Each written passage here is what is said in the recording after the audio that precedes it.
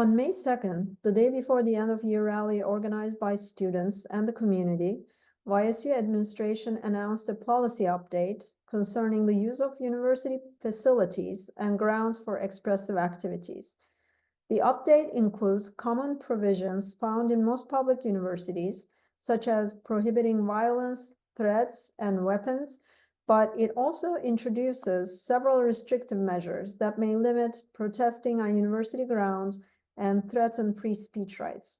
Violations of this policy may result in penalties, including, but not limited to, student suspension or expulsion, formal or other applicable charges such as littering, disorderly conduct, or criminal trespass, and/or termination of employment.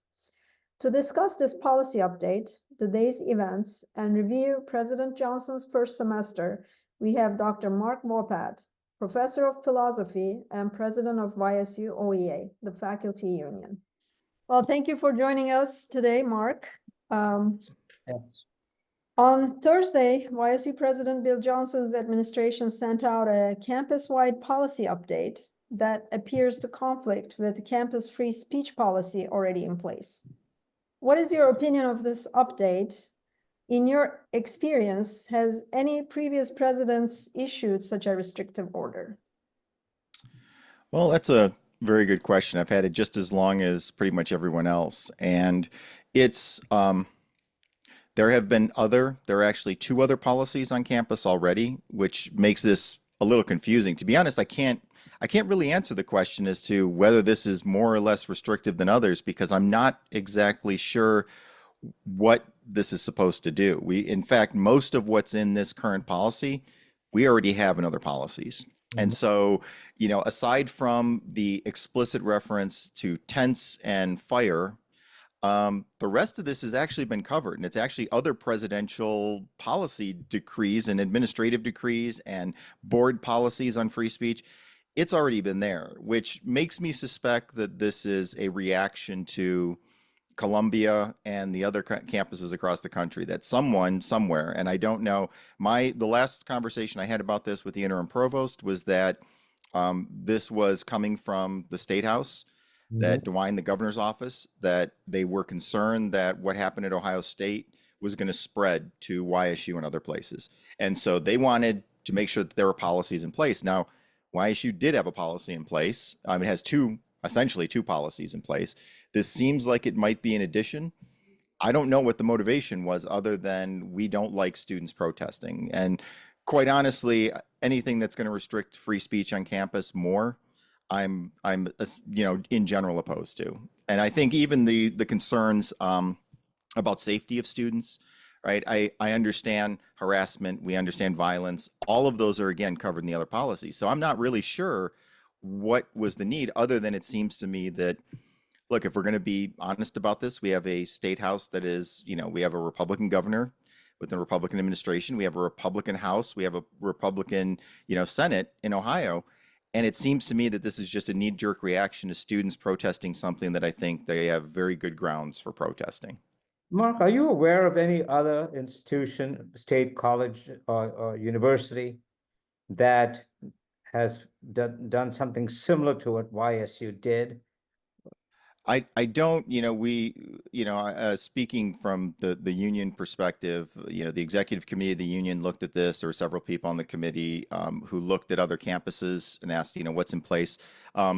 Honestly, funny part is my daughter is actually organizing a protest at Kent State where she's a graduate student. So this has been a sort of topic in our household as to, what they can and can't do. And she actually met with the administration there, met with their finance director because of some of the requests that they're asking for, one of which is to stop Kent State from investing in weapons manufacturing. So they're not asking for a boycott, but they're asking for them to remove.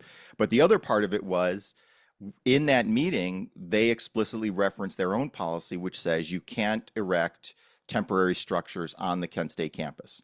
So I do know that there are other campuses that say, essentially, you can't pitch a tent there.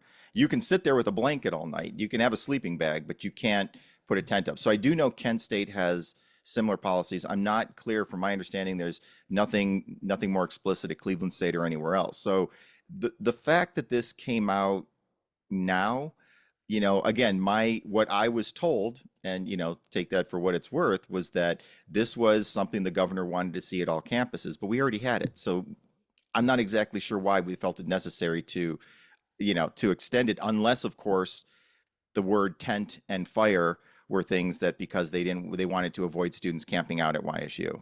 Kent State and Akron University did not put any policy updates. We know that for sure now. Right.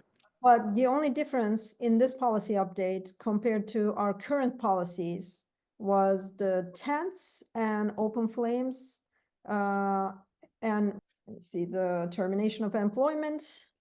Right. I mean, the one thing, I can speak as a faculty member, as a philosophy professor, and I will tell you that I have very liberal attitudes towards free speech. I don't think that we should be free from offense. I think college campuses are places where you have discussion, even uncomfortable discussions, even discussions or have speakers that you're opposed to, and that's part of that exchange of ideas. So from that perspective, whenever I see anything that limits what students can do. There was the bullhorn, right? The lack of loud devices, which I find a little bit ridiculous because, again, in our previous policy, we said you can't disrupt classes with it, but it didn't bar people from actually using this, right? So speaking from as a faculty member, as someone in philosophy, social and political philosophy, I find any additional restrictions, that are, especially unnecessary ones, immediately that raises a red flag for me. From a union perspective, I will say that I'm not sure that this policy doesn't violate our contract. So if a faculty member were to be out, how would this be interpreted if they were out protesting, right? Would this be part of academic freedom? Would this be freedom of faculty to speak? I don't know how, and with all of these policies, there's always the question of how it would be enforced, right? So yes, this one, and again, I'm not going to take a strong stance because we haven't had it reviewed by the law, sort of our legal advisors and things. But it would concern me if this was used as a basis for terminating a faculty member. At least in our contract, there's academic freedom, could potentially be at stake here. So I want to be careful, but I am a little concerned with that language that was included in this one. But it did have, I believe, the effect that the administration wanted, which was to scare people on campus. For example, the rally today that was organized in front of the president's house, I'm told, I don't know for this for a fact, but I'm told that no faculty members attended. And indeed, there were others who were concerned about the ramifications. So it almost seems as though the timing was designed to, to sort of step on. Well, let me just say, I won't engage in speculation, but I will say that I did mention this to the administration. So I did make a call after this policy came out, and it was mentioned. I said, I don't know what the intent was. I don't know. Again, what I was told was that this was coming from DeWine, that the governor wanted that there would be a policy, and one that explicitly, I think, addressed tents and tent encampments. So I think that's what I was told. So putting that out there, that's what I was told. But I did say, look, the visual on this is very bad. Mhm. I mean, it's a student-led event. It's obviously a protest about Johnson being put in place. And, with Ed O'Neill and sending his degree and the whole thing, I know people at Todd Hall are not happy about this, that they are not happy with Ed O'Neill.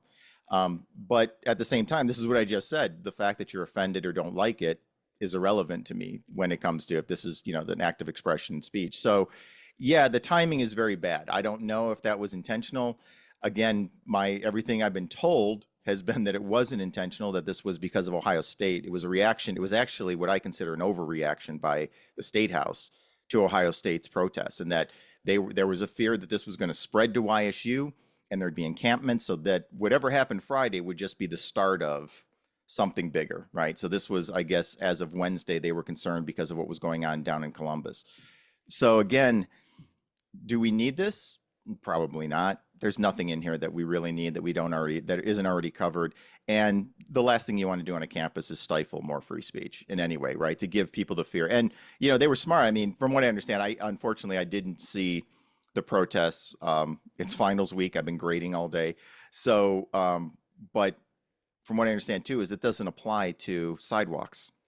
And in fact, I did consult with a lawyer friend of mine who also an ex-police officer and said, as long as you're not obstructing, as long as you get out of the way if somebody wants to walk down the sidewalk, they can have a bullhorn, they can burn whatever they want on the sidewalk as long as it doesn't violate city laws, and they can walk up and down in front of the president's house. So on the one hand, if you want to have something in the quad, right, you know, in the main part of the campus, okay, I guess you're restricted. But if you want to stand in front of the president's house, you're still free to do so. This policy doesn't do. So again, when I say I wonder exactly what this policy does, right? Other than keep you off the main part of campus, but honestly, with YSU's campus, there are plenty of streets and plenty of sidewalks that are going to be just as effective as standing in, you know, outside of Kilcawley or outside of Todd Hall. As Taci and I have talked about, we even wondered whether the president's house was occupied. Yes. And you know what? I don't know. I do know that when I spoke with Helen Lafferty, that there was renovations going on for a while, and I saw a picture on the news where there was a dumpster outside. So I don't know if there's more work that needs. I mean, that we've spent a lot of money on that place. I sure as hell hope he's in that house because we've spent a lot in the last 2 or 3 presidents now on making sure that place is livable. But we've come to the end of Johnson's first semester, and as today's protest showed, the anger that greeted the former right-wing Republican congressman hasn't subsided, and indeed was exacerbated by this new policy. So is continued criticism of Johnson, in your opinion, justified? In one sense, I think what I'm waiting for is to see what happens when he actually starts doing things on campus. So, right, I mean, yeah, I know, I'm honestly not trying to be snotty there. I'm just telling you, let me just be clear. Yeah. With any president coming in, I mean, first of all, we're talking about somebody who's been in office for 5 months, barely 5 months, right? That's one. Two, every president coming in is going to have to get up to speed on what's going on in the campus. He's now in the process of getting, you know, a provost. So I think for me, there's going to be a couple of litmus tests coming over summer and into fall that will tell me whether or not continuing criticism or harsh criticism is sort of justified. And that's going to be, some of that's going to be with what happens in the provost search and what the new provost actually sees as a vision for the academic side of the shop. That's going to be one. So, you know, whoever that happens to be, when they come in, what I'm going to want to see is, well, what are you going to do now with YSU? We can't cut our way to prosperity. We can't keep losing faculty. Morale is extremely low. There are a lot of problems on campus, and aside from declining enrollments and things like that. So that's one, and who he chooses and what sort of vision he makes, and you know, his state of the university address in the fall, I think is going to be extremely important, and hopefully he's going to actually give one, because that's going to be one. I think SB 83 and his position on SB 83 is also going to be another test for me. And then when we have something like, when there's something tangible, I mean, right now he's working at a deficit financially, right? So he's brought on some new administrators for, you know, the government relations and things, with the promise that this is going to raise funds. So, you know, when you talk to me next spring, if we have another meeting here, I'm going to ask the question, well, how much money did that office bring in, right? What's the return on investment of hiring those individuals who are making a good deal of money? And I want to see, you know, whether we've come back from the 5 million loss on the rec center and other donations, the 1.5 million the foundation tells me we've lost. So we're still, I mean, he's still working at a deficit. So I don't envy his position right now.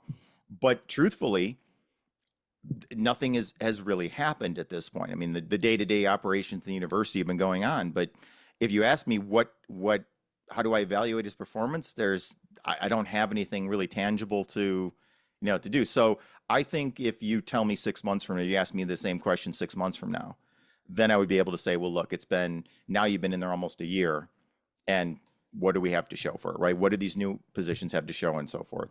And given his lack of higher education involvement, and you know, and all of the reasons why he was opposed at the very beginning, not having a terminal degree, not having, you know, he has a huge learning curve just to learn about the nuts and bolts of campus life. I'm told, for example, he assumed that the deans were members of the faculty union in representation. So, there is Yeah, that problem.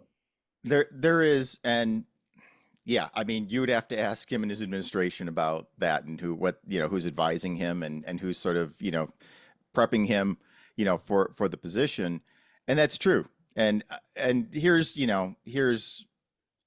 I suppose why I think the provost and what happens once we get a new provost, whoever that happens to be, is so important because there is a model of a university president that the university president's job is to cut ribbons and to raise money.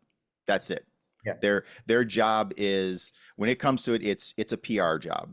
They make statements about the university, they represent the university, but their main job is to go out there and get donors, maybe get students. Jim Tressel, when he first started, at least, he was very good at getting students to come to YSU. That's the job. If they go with that sort of presidential model where you give a lot of authority to the provost, you allow the provost to do really what the provost should be doing, and that's looking out for academics, and you have a president that supports a provost who's going to put a priority on that, then maybe some of these concerns, and they're legitimate concerns. Don't get me wrong. I have the exact same concerns about the inexperience and knowledge of the university, and that's important. But if he sort of runs the university in a way where he picks a strong provost, backs up that provost, and that provost has a good vision, for the university, then it might work out.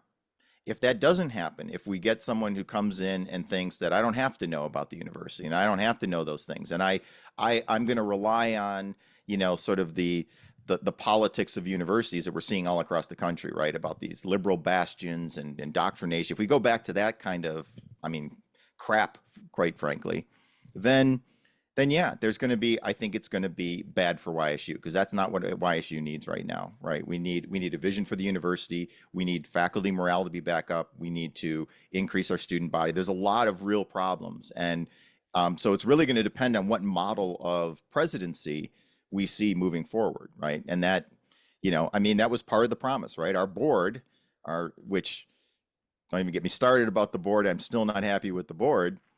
But our board said, this is the person who's going to bring in resources to the university. This is the one who has connections and will bring money. So, okay, I want to see what that return is. And that's, so, they have to be held to account too, because that's the sales pitch they gave to this community when they imposed, a candidate on them, as opposed to including them in the decision-making procedure or process. Let's talk about that provost search. We had 3 finalists, including Dr. Jen Pintar, who has been serving as interim provost and vice president for academic affairs since January. You attended the presentations of the finalists, right? Did any of the candidates impress you with their qualifications? You want to stand on that? Yeah, but I don't know if I should really comment on that. I will say that, let's put it this way. I will say that the candidates were all very qualified. I mean, interim provost Pintar right now obviously comes with, a lot of history with the university, with the administration, with the faculty. So, I mean, she's a known commodity. People know who she is, and she's been here for a while.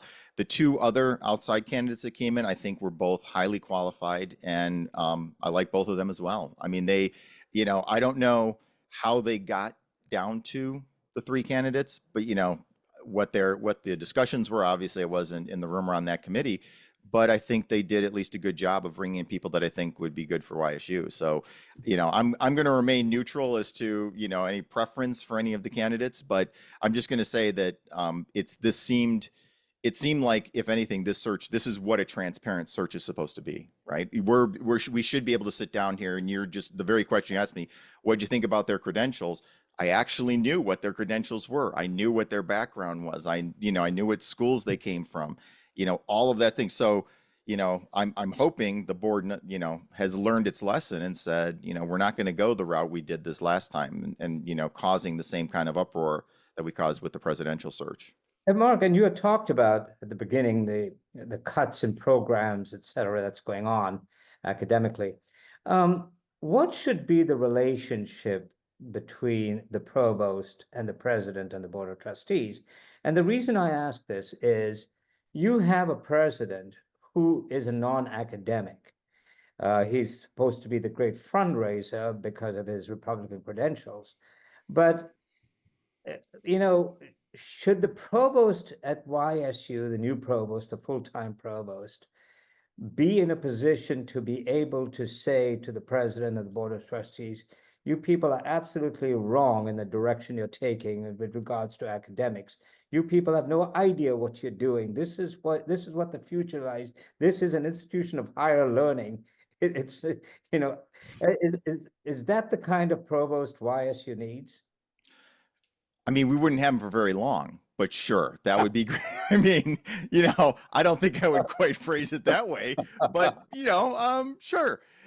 No, you know, the question was actually posed to the candidates, and I do remember that there were the candidates who said, you know, look, I personally, I think yes, I think we have a board that has gotten really into the habit of micromanaging the university, Right. and you know, boards have legitimate sort of roles to play, but they should not be micromanaging. And I think you need to have a president and a president and a board that recognizes that there are roles, and the chief academic officer should be making decisions. There should not be coming from the board, you know, mandates to cut faculty for the sake of cutting faculty, right? And it should not be the case that the board can say we need to cut X number of people when that's going to jeopardize solid academic programs. So there has to be, you have to have a provost that can say that. And I mean, again, how you say that, and we had candidates. It was asked directly to some of the candidates, and there was a response from one. I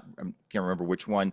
Is it said, look, I would have to say to the board, they need to know their place, and I need to know my place, and the faculty needs to know their place. And it's supposed to be these various roles. And I agree. And if the board doesn't like that, then they shouldn't be board members. I mean, that's in my mind, if you don't go into the board and saying, look, I'm here to oversee the general operations. I'm here to help problem solve.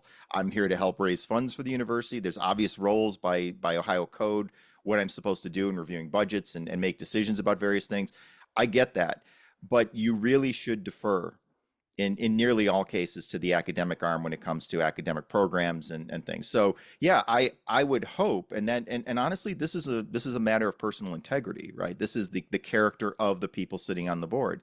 Do they recognize and do they have, you know, the humility to say, I'm not an academic. I don't know what should be done in sociology or mathematics or electrical engineering, right? I don't know what the certifications are and the qualifications and the, you know, accreditation concerns, all of that. And they need a certain amount of humility with that. And right now, I think we have people who are viewing, and I don't even think, I know, we have people who view this as a business, and it's not a nonprofit institute of higher learning, right? And there's a difference, you know, even within the business school. I'm sure if they walked over to Williamson and said, hey, what's the difference between a corporation and a nonprofit corporate? They, oh, well, see, here's the difference. I mean, you know, it seems to me business 101 that would say, look, you can implement business practices. There's certain efficiencies, ensure that we can implement, but we're not a business. It's not about profit. It's not about return on investment with everything.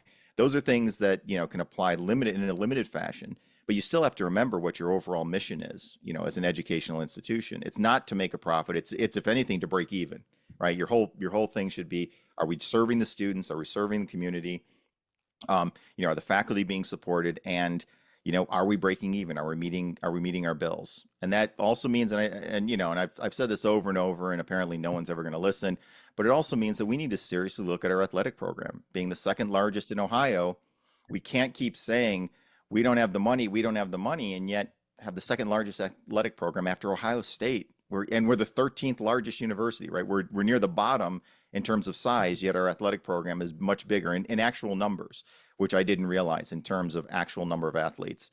So that's not sustainable. And that's another sort of litmus test for the new president, you know, to what the button that the union, faculty union put out, academics, not athletics. Remember that one? Yes, I do. And it was that way back when, that was the discussion, you know, where are the priorities at YSU? And especially with a football team and a basketball team, and they might cringe at this. I mean, unlike huge institutions where the athletic department actually not only is self-sustaining, but returns money into the general fund, at YSU, they take money out of the general fund for Right. athletics. Yeah, it's they're only I believe right now it's only 15 or 20 across the country that make money. Everyone else loses. There have been exceptions. I think Buffalo, so Buffalo State or Buffalo, they actually dropped down to Division two or three and actually broke even. And so they had the same athletic program. They had a football team, they had basketball, they had all the, I think they had almost all the sports we do have. And they dropped down to division one. It was either division two or division three, and they broke even. And so, we're hearing a lot, we hear a lot about programs and whether they're repetitive, right? Is there a program somewhere else? And are these, and a duplicative program somewhere else? And I say, well, how many Division One athletic teams do we need, right? I mean, we're Yep. duplicating what's going on at Kent and Akron, and Cleveland State hasn't had a football team forever, right? They had I think back in the '60s, they had a team they tried to get started. It never worked. It never got past a club team. And and I think if anything, I mean, minimally, I don't understand why we haven't said, you know what, we need to make cuts there to shore up. We need a new student center that will serve all students. Maybe that means we have to take some from athletics to shore up that budget so we can make that, give that to all the students. So, these are all things that are challenges. And as we keep going down the road of we can't afford this, we can't afford that, we can't, it seems there's some things we can't afford and we continually take from it. Right now, I think it's around $1,200 per student goes to support athletics. And that doesn't all come back. That doesn't come back in the dorms. It doesn't come back in food. At the end of the day, I think we're still subsidizing somewhere around $9 million a year, $8 to $9 million a year. So I think that's unsustainable too. But again, that's going to be another challenge for Johnson's presidency. I'll ask your opinion on the trend we are experiencing at YSU right now. We are experiencing a drop in enrollment, just like other universities around the state, and several academic programs have been terminated. Faculty are retiring, being forced to leave, or applying to other institutions. What do you think is the solution to this disturbing trend? I wish I knew. You're already on your way to answering about the athletic situation. Yeah, What can be done? I think for a long time there's been a devaluing of the faculty, and I think part of this, I mean, part is we're facing a real challenge with shifting demographics. So when the administration says this, I know everybody, we sort of roll our eyes and things, but it is true. Cleveland State, Kent State, even other schools in our region across Ohio and the country are facing this problem, which means we have to sort of offer students a quality education, an affordable price, do something to attract them to the campus. That's why I'm not necessarily opposed to, I think our student center is really, really in need of a facelift of something substantial. I mean, it's not a place that students necessarily want to stay and hang out and come to. I mean, this is, it's a sad state of affairs, but we do have to compete with some of that with the other schools, right? The atmosphere, what it feels when they come. But in terms of the faculty, there is a feeling that, and it may not be it's more than maybe just a feeling, that we're expendable, that the content of what we do doesn't matter, right? So it's not about being a specialist. It's not the same sort of prestige you might have had 20 years ago when you came to a college campus and you say, oh, you're a professor. Well, that implied a level of learning and background and scholarship and all these. And now it seems like we're widgets. And I think until you can change that feeling, until you can say that, no, we respect the work you do, not just teaching, which is important and believe, at least 70%, 75% of what we do should be teaching. That's the type of university we are, but there still is that other 25%. And I think that when you devalue the work, the scholarly work, and we like to say these things like, why do you get a college education? Well, critical thinking. Okay, again, that's yeah, but it's also, it's also not the only reason you go to college, right? You don't just go to college. I mean, you can learn critical thinking without going to college.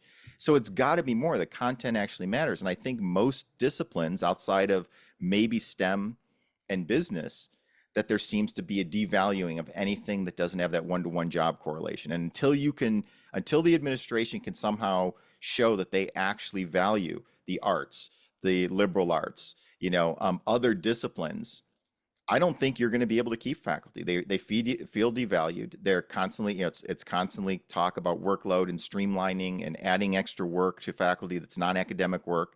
And at some point, you have to say, why'd I go? I didn't. This is not a knock on high school teachers or anyone else, but I didn't just want to teach, right? I went through this whole process of getting a PhD so that I could do scholarship and go to conferences and do, I want to bring that back to the classroom. And the minute you devalue that, everything becomes, well, can't you just stack another class? Well, can't you just, that's where you have an online class and you have a grader, and so the same class, so you just start stacking more and more students into a class. Can't we just up the number of students in our seminars? Can we up the number? And then you got to worry about quality. So I think until you can show that there's an academic leader at the university who says, I'm as concerned about quality as I am about quantity and other things, that I value the faculty and what they do outside the classroom as well, I think you're going to continue to lose people, right? You're going to continue to lose faculty members. How does then, when you talk about quality and you talk about, valuing faculty and valuing programs and students, how does all this parallel what has been going on, which is President Johnson and the Board of Trustees are excited about the prospect of taking over the two-year institution when Eastern Gateway Community College closes, and sort of wanting to grab all of those students where admission standards are different. The kids at the students at Eastern Gateway don't pay the kind of tuition that the students at YSU pay, and so it reminds me of a time when I remember, and I wrote about, when there was a previous president who was approached by the faculty leaders at the time when YSU was offering an associate degree on campus, and I'm sure you remember that.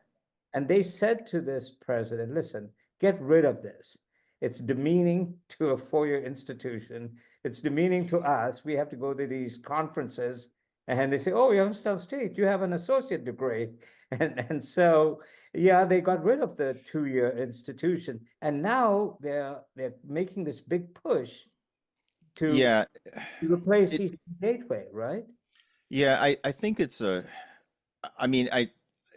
complex question, because I'm actually personally torn when it comes to Eastern Gateway. Part of me looks back. I remember when I started at YSU, and that was about 20 years ago as well. There were still associate. And I think we still have. I think there are just a few associate programs prior to Eastern Gateway. We still had a few. They were in engineering technology. I think we still have some. So we've given associate's degrees, and we've had that. And historically, it was. I look at what Eastern Gateway did, and I think that, well, look, you could do it better if you didn't accept students that weren't ready for even community college or an associate's degree. If you kept the standards, look, the reality is that there's going to be a need now for those students who want an associate's degree but have nowhere to go because Eastern Gateway screwed up, and that their administration, there's no other way to put it, but they failed their students. So on the one hand, I look at those students and say they might not be thinking four-year degree. They want the two-year program in something, and YSU situated to give it. So there's part of me that's like, okay, as long as we don't lower the standards for those to get in those programs, the people to get in those programs. I think that what I've been seeing so far, and I don't know if this is going to continue, is that the number of Eastern Gateway students that we're actually going to be taking in is probably going to be comparatively low. And I think that we're going to be doing a lot of work for a very few number of students. Now, in the future, I think there might be students that we could attract to the university by going back to some of these associate programs. But again, I'm also concerned that we become a community college, right? That by default. So I think that's a completely legitimate concern, and I'm waiting to see just how many students come. Now, the optimist in me, and I try to stay optimistic, is, gee, wouldn't it be great if we could convert those two-year students into four-year programs, right? That they're going to come back, they're going to come for their associates, they're going to like what they see, they're going to like the professors, and they're going to say, you know what, maybe I'll stick around for 2 more years and finish up my 4-year, or maybe I'll work for a year and then I'm going to go back to YSU because I actually enjoyed being on that campus. I enjoyed that faculty. So now I don't want the associate's degree in nursing. I want to get the full BSN. So I'm going to go back, something like that. So, but I agree that there is a concern of that. Now, as far as the tuition goes, I do know that the students that come in under Eastern Gateway will be most likely subsidized by the state. So they will only pay Eastern Gateway rates, at least the ones that immediately transfer this fall. After that, they're going to be paying the same rates that regular YSU students pay. So that the state has been addressing that. And some of this is, this is a moving target because the state keeps, there's negotiations with the state. We still don't know what's happening in Steubenville because nobody knows who officially owns the building and who can lease buildings to anyone. And so there's still all kinds of moving parts. So we don't know the full story yet. But I agree with you that my main concern is that we sort of devalue a YSU education by making us look like a community college, and that's not what we are. And you're absolutely right. We shouldn't be. I'll tell you what upsets me about Eastern Gateway. We are opening a lot of new programs for Eastern Gateway students right now. And some of those programs have about maybe 40, 50 students. We cut programs with 40, 50 students in them, claiming that there are not enough majors. And the other part, and here's what, and I'll speak from a union perspective, is that a lot of these programs are going to be essentially run by part-time faculty. So that's what happens at Taci. It's what happens at Lakeland Community College, a lot of their faculty, so immediately what you're doing is you're replacing full-time faculty with part-time faculty who don't have the same commitment, and rightly so, for what we pay them and the amount of work. So you're right. We took programs that were here, we said these aren't viable. Now we're creating associate programs with the hope that through advertising and marketing and other things that will attract those students here, back here once we get those programs established. And yet most of those programs are going to be run by part-time faculty because we don't have the full-time that either can do it because we've already streamlined, or because we don't want to hire at this point because we can't be sure we're going to get enough students to support it, right? I'm not sure we can hire all part-time faculty for those programs because for accreditation, I was told that they all have to have full-time faculty. So YSU will be hiring new full-time faculty for those new programs that we are developing for Eastern Gateway. Yeah, well, some I know, and again, I don't know. So that may very well be because I know that the paralegal program is coming to the philosophy department where I am, or the philosophy program in the humanities and social science department. And I know that we're officially the ones running that. So I'm as the philosophy department now is the only full-time member left in the philosophy department. I guess I'm the one doing the paralegal. So there's your full-time person. Now I don't know what's happening. I honestly, because like I said, everything seems to change from day to day, week to week on what's going on, especially with the state. I don't know how they're going to manage this. I really don't know how they're going to do it. I think that's a challenge luckily I'm not administration. I don't have to deal with that challenge. Right. So how can the university justify not having full-time faculty to a parent who's sending 3 kids to YSU, paying the tuition, and the kids come home and the father says, so what's your professor's name? And one of the kids replies, gives a name, and the father says, that's not a professor, he's an elected official. And the kid says, well, he's teaching me. And, and you have these kids saying, we've never met our professor. I mean, this father said to me, he says, what am I paying for? I'm sending my kids here expecting that they're going to be taught by full-fledged, professors or, associate professors, whatever. Instead, they're being taught by part-timers. I mean, that's not fair to the parents who are paying for the tuition. no, it's not. And again, this is why I say over and over, we can't keep cutting our way to prosperity. And again, here's where I think our board has this mentality, right? That we want a lot of lecturers, we want a lot of people. I mean, lecturers are a luxury now. I mean, we view lecturers now as a luxury, that we get a full-time person who's doing a 5-5 load with no scholarship responsibilities. We view that as, oh my gosh, I hope I get one of those, right? Like I'd love in my department. And in the past, a lecturer was, gosh, we have a bunch of extra teaching. And so if we could get a lecturer, that'd be great. But but we don't, what we really want is another tenure track. We have so much work that we want a tenure track faculty. And I agree. I personally think that's where the board has to, if we had a board that didn't have such a business mindset, that this is because again, look at any company, and I'm assuming that most companies are trying to limit their full-time work, their workforce, and they're trying to say, well, can we put people in? Can we do rotating shifts? Can we keep everybody at 30 hours? I mean, this has been going on in the sort of business world for a long time. So, I mean, look at Boeing. This is what happened with them. They tried to cut a lot of their employees, and then we had 2, 3 flights that crashed, So it doesn't always work. It does save them money, but it doesn't always work. I think that, and I'll give it, maybe this is anecdotal, but in my department, when we had religious studies, we had three or four, when I came here, there were 4 religious studies professors at the I time knew I them came. all, yes. Yeah. And there was and I don't mean this in a derogatory, but there was a cult of personality. Those professors who'd been here, they were all full professors. They were all actively engaged in research, and they attracted students. They attracted, but word of mouth alone attracted, because they were here, they were on campus, they were involved in a bunch of activities. They talked with students. They had, some skin in the game, right? This was their place, and they wanted to build a strong department. And as those people were not replaced, and as we went to more online and more part-time people, as they retired, you saw less and less students coming in to the program, and you saw that. And I think that you're right, that when you lose those full-time people, I mean, aside from the very practical, what am I paying for, right? Well, why wouldn't I send my kid for the first 2 years then to a community college, right? If all the classes are going to be taught by part-timers, well, I might as well save the money and go there. Or if I'm going to spend the money, go to a place where there are more full-time, right?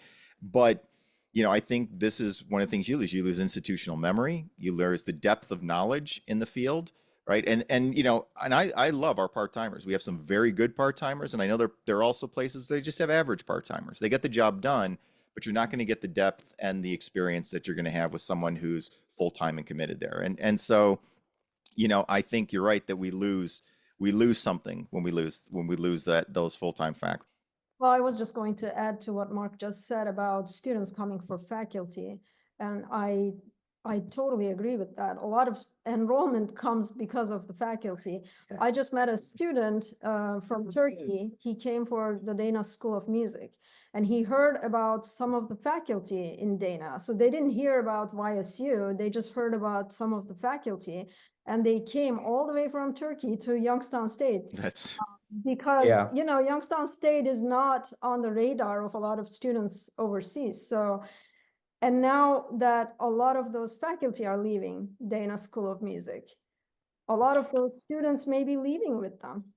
Well, and I was actually pretty shocked, and I won't name names, but when I was talking with the Dana School, especially as the VSRP, the voluntary separation agreement, was going to play and what was going to happen, I was speaking with one, and there was one member who was asking me the financial, like how this financially would work, and he goes, well, I'll be, that would be good. That would be good for me if I actually decided, if it was, if I put in for it and I was actually granted, because, I'm going to make this much playing in Chicago with the orchestra here, and I'm going to be over here in this, and I'm going to Europe to do a play, I'm going to be a 2-week stint in here, and I'm going. And he's like, so, I'll make 20, 30, 40,000 over the summer. So and I'm going, what? I go, I thought all you musicians were starting. My grandfather was a musician. I'm like, I thought you were starving musicians, right? And it turns out that our faculty, like you said, our music faculty were really well known, that they are playing around. I know one of our former department secretary, her son is now playing with, I think it was the Chicago Orchestra, and he was with the jazz orchestra out there. He trained at the Dana School, and I was surprised, but that's what, and I've heard from other members there, someone else who was actually telling me that they had someone from California, and it was because of work that he had done that the student knew him and decided to come to, and then when heard about the cuts, went with another offer at a different school, right? And so, and for me, and this is the idealist in me, I'm also of the opinion that, a university education is a place where people come to discover what they want, who they are. It's about opportunity, right? There are students that we're going to bring to YSU who had no idea that they could be, You know, they might come in thinking I got to get a degree in business or I got to get a degree in something practical, right? And after a semester of taking some other courses with some other professors, they suddenly realize, wait, you mean I could be a sociologist, or I could be I could be a musician or an artist, or I could do that. Yeah, why? But it wouldn't have occurred to them had they Right. not been exposed to certain faculty, to these other programs. So sometimes those programs, while they might not be big money makers, are important because I think the voices of students in Youngstown, in the Mahoning Valley, and students who are first generation college students, I want to know, I want them to express themselves as writers, as musicians, as these other things, as well as engineers and nurses and business people, right? I want all of and that's what we should be. That was what we should be striving for, to be as the vision for our place, as a place of opportunity, that you're exposed to this world of ideas. And that unfortunately seems to be lost in this business model, right? It's all about workforce development. My kids are all older now. My daughter is in graduate school, as I mentioned. My son's going to be starting, school at Kent. So he's going to go. So, and I would have the same concerns if I found out that they're all doing, they have part-time people. I would be like, wait a minute, what are we sending you there for then? Marlon, let me ask this question. Has anybody from the administration come to you as the president of the faculty union and said, let's talk honestly about what's going on, the way you're talking to us, the things that you're sharing with us, giving your ideas? Has anybody in this new administration said to you, give us your perspective, let's have a sharing of ideas? Has that occurred? Not recently, no.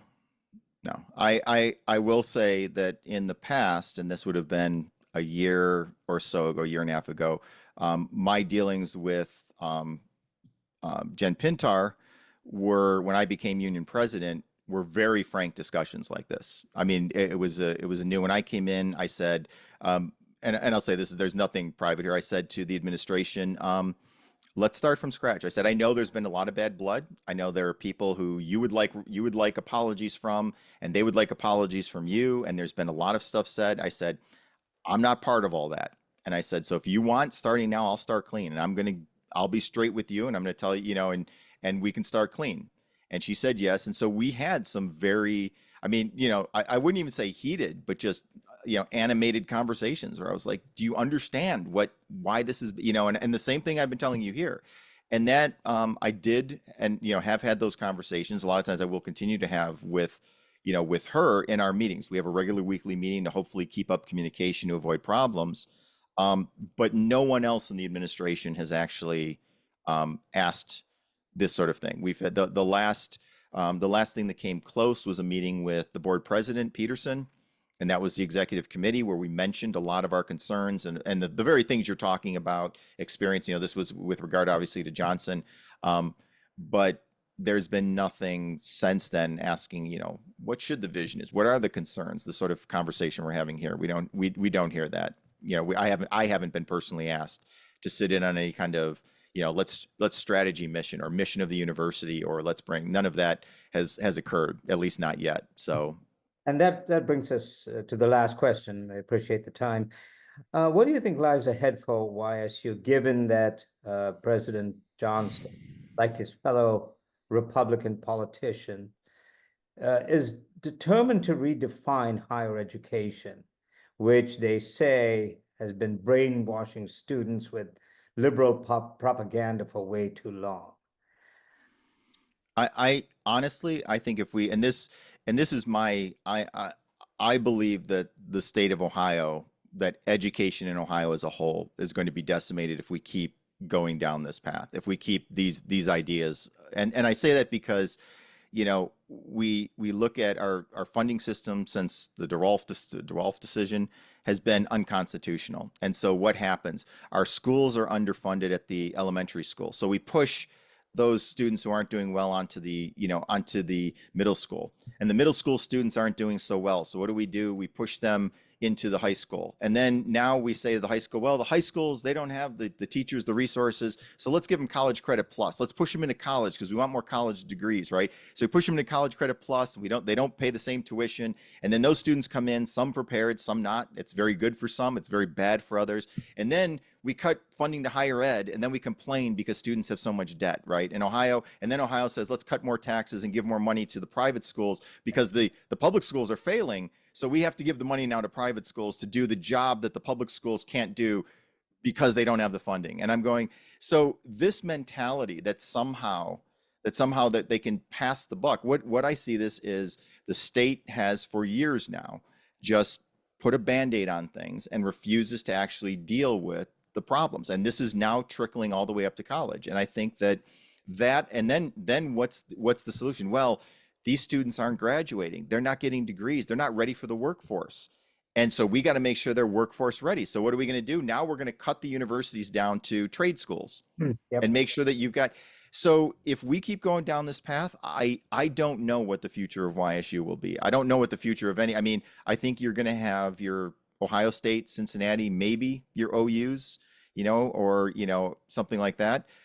I think a lot of the other schools, if they keep going down this path, what they're going to do is decimate higher ed, and those jobs that they want, and those companies they want to come to Ohio, they're going to go to Massachusetts, and they're going to go to the other states who are spending real money, who are really supporting their school. And this is not a university problem. I think this is all the way from elementary school up. I mean, even now, the governor comes in, talks about phonics, pre-K funding, while they're pulling more money from the schools to give to private schools, right? And you're going, how about you actually address the problem, right? How about you actually, fix work the problem, not, pass the buck on to everyone else? Because, we get students who are not prepared for university at times.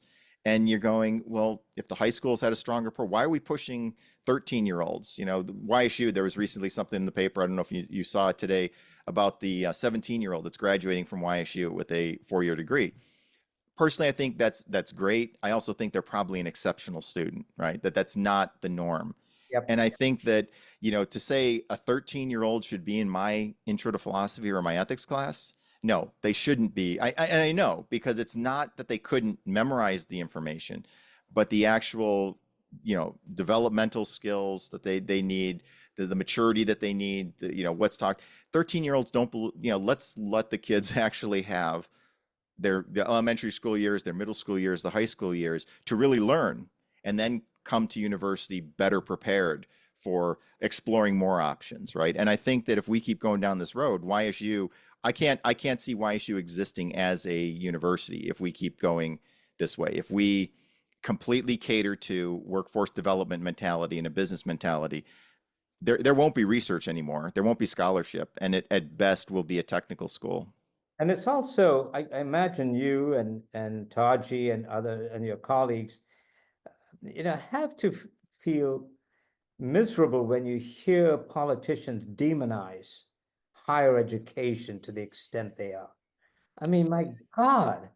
The thing that, what's almost worse than that is the fact that the majority of our legislature and across the board went to Ohio schools where their higher ed was subsidized at something like 40%.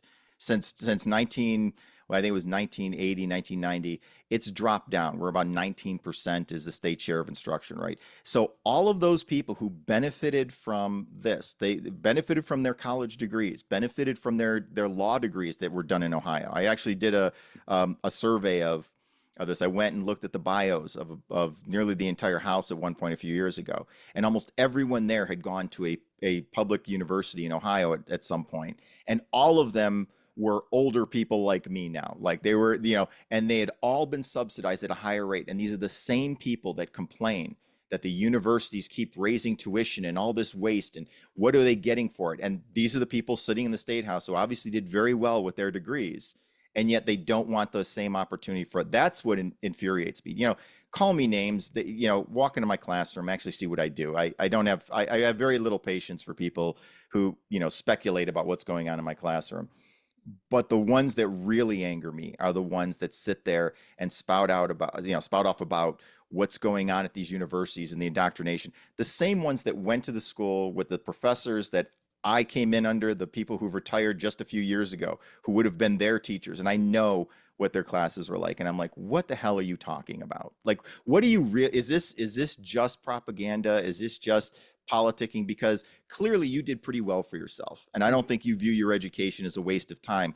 Why do you keep calling it a waste now? Well, it's in part because you're perpetuating a system where you continue to cut money from, for those students and make, the poor students that I have, that I see, who are working 35 and 40 hours a week and Right. keeping up with their classes. I give them all the credit, because honestly, I could work part-time and go to school, and I didn't have to struggle the same way that they did. I didn't have it easy, but I definitely didn't have it anywhere near as hard as they do. And I didn't come out with the debt that they do now. So I think that's that's just what you're talking about, the indoctrination things and all that stuff that they say. That's just icing on the cake. I'm already angry with them for how they're treating our current, like there's you got to wait in line to get me upset about that, right? There's enough that I'm upset about already before you get even there. All right, well, thank you so much for Absolutely. joining us. This was Yeah. a great conversation. Really was. Right. As always, we enjoyed having you, and we're going to have you again. This Okay. continued, and as you were talking, I think I want to focus on that whole issue of academics versus athletics at YSU. I think it's important. Yeah, and again, I'm always trying to be careful, because I'm like, look, I like our student athletes, and I have no problem with athletics. I just have a problem when athletics are given such a priority that it's hurting the academic side, that we're actually so it's like, I don't have a problem. I like sports as much as the next person, I guess. I mean, I'm not a big sports person. But you're right. I mean, I think it's a legitimate issue, and everyone dodges that. The board, for all their responsibility, and they have a responsibility to the community and to this, they never apparently question what athletics is doing for the university. It's always a positive. It's never draining resources. It's always bringing in donations. It's always, if it was bringing in donations, then we wouldn't have a deficit, right? I mean, it seems to me it's pretty clear. So. Yeah, I think it's an important topic that, unfortunately, I think its time has come, that we can't hide it anymore under, high enrollments and things like that, where you could sort of push it aside because there was enough money coming in. I think now you can't do it anymore. Somebody's going to have to raise the issue. We'll be in touch with you to further discuss this and to try and put it together. And again, thank you. Have a wonderful summer. Thank you, Mark. All the best. Thanks. I had fun.